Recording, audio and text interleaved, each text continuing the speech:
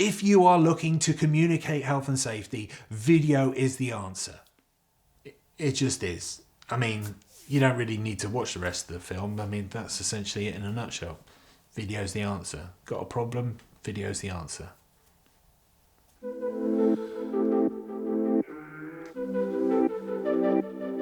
Hi, my name's Mark Knight and I'm a filmmaker, and what we're doing today is essentially we're going to go over a lot of reasons why health and safety professionals should be using video for their health and safety communications. But even if you don't work in health and safety, I can guarantee you that a lot of the things that we're talking about will be relatable to you and your audience, or whoever you are trying to communicate with. What I'm going to be saying today will have some value. I promise. So what are the reasons why you should be using video for your health and safety communications? Personally, I think it breaks down into three distinct categories. You've got a generic category of reasons, which are about the power of video, which are essentially applicable to all forms of communication or all industries, or essentially anyone who's looking to communicate with an audience. Those reasons for using video apply to all businesses. The second set of reasons are what I'm calling circumstantial reasons for using video. And these are based on my experiences working in health and safety across a load of different sectors and just seeing common denominators with the problems that people have communicating health and safety. Finally, you've got a group of reasons which I like to call the real reasons why you should be investing in video.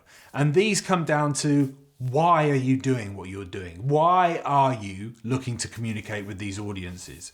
What's the bigger picture? What do you want to achieve? What's the goal? What's the aim? So what are the generic reasons why you should be using video for your health and safety communications? Well, essentially, this boils down to the power of video. What I mean is that video is the number one form of communication. It is the most effective form of communication. People that watch a video are more likely to retain the information in that video than any other medium. Tied into that fact that video is the most powerful form of communication, you've got the fact that over the last couple of years, being able to create high quality video has just become easier. The barriers to video production are crumbling down. That's not to say that it doesn't require a set amount of skill or expertise to create good video, but the boundaries to creating video are no longer really there like they were a decade ago. It's a whole new playing field. There's only one rule. Are you ready? Here it is. There are no rules. There is no one film fits all. You need volume of content. And volume of content is the new game, essentially. If you look at people like Gary Vee, who's talking about content decks and how to create 100 pieces of content from one main piece of content. So if you filmed a conference, for example, Gary Vee's deck will allow you to then create 100 extra pieces of content that you can then disperse across all different social media platforms. Now, talking about Gary Vee and talking about social platforms, that might seem a world away from health and safety comms, but it isn't, because everything's interlinked now. So if you look at film production, there's sort of strata based on the pedigree or the recognition that you get for working in different levels. So it used to be that you'd have cinema at the top, and then you'd have advertising, and then you'd have music videos and television, and then at the bottom you'd have corporate communications, and even below that you'd have making content for social. What has happened in recent years is that's all been mashed up. There are no levels now. Everything is interchangeable. And what that means is that things that are becoming patterns or becoming new techniques or new ways of doing things in each different sector need to be adopted by the other ones. There's new opportunities arising that can be taken and applied elsewhere. So I'm just going to talk about one of those right now. So this is what I'm calling the McDonald's strategy. And basically it's my... What is it? Well, it's basically my opinion. It's my opinion on what I've noticed McDonald's have been doing with their TV advertising. Don't know why I'm bigging it up. I mean, anyone could just notice something, couldn't they? But yeah, ugh. What McDonald's have done over the last year or so, I've noticed, is that they seem to have 6 to 10 commercials on cycle at any one time. Oh, what you got there then? A big flavour wrap? Gherkin flirting. That's £9.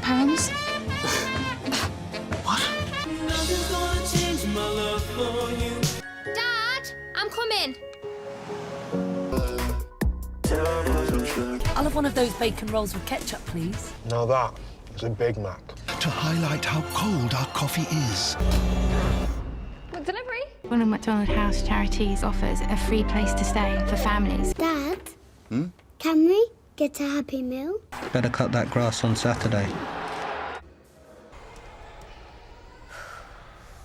Now, I'd love to exercise some famous Southern hospitality, but this burger's not available in America.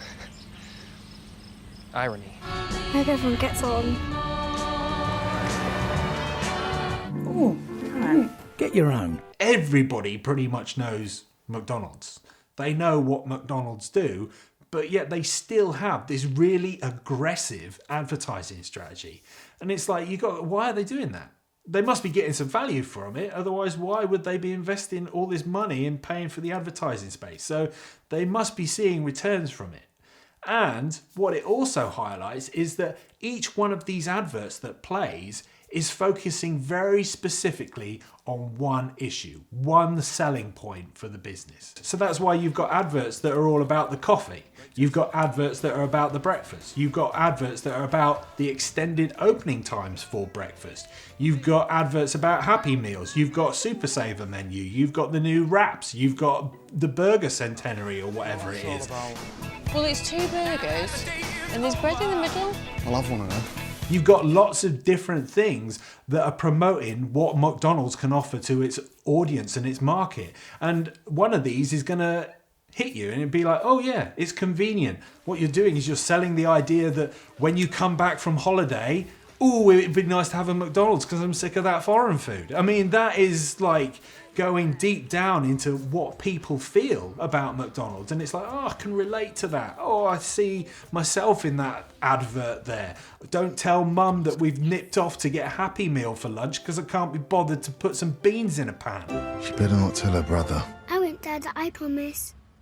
You're targeting different people based on what they see as like the premier reason why you would choose to eat at McDonald's. Is it because it's value for money?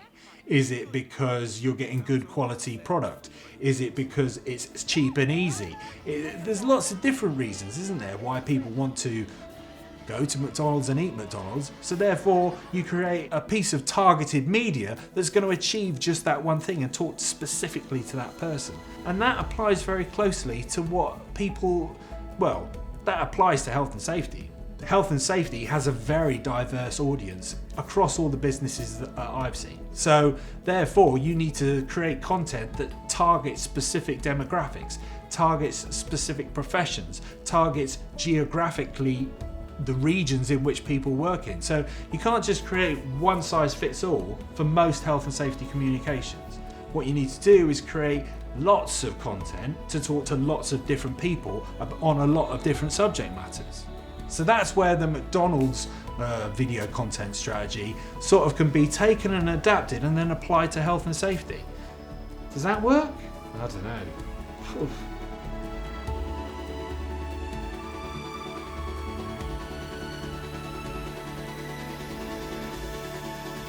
So the second set of reasons why you should be using video to create health and safety communications is basically the circumstantial reasons. And these are reasons that I've compiled based on my experience across lots of different health and safety projects. So what I mean by that is that you will have factories all over the country or all over the world, and you want everyone to be safe. So you need to find out how to speak to these different target audiences. What you've also got is you've got a lot of different types of vocations within health and safety communications. You've got people that work in the office, you've got people that work on the production line, you've got people that work outdoors, you've got people that work in seriously dangerous places like offshore oil rigs.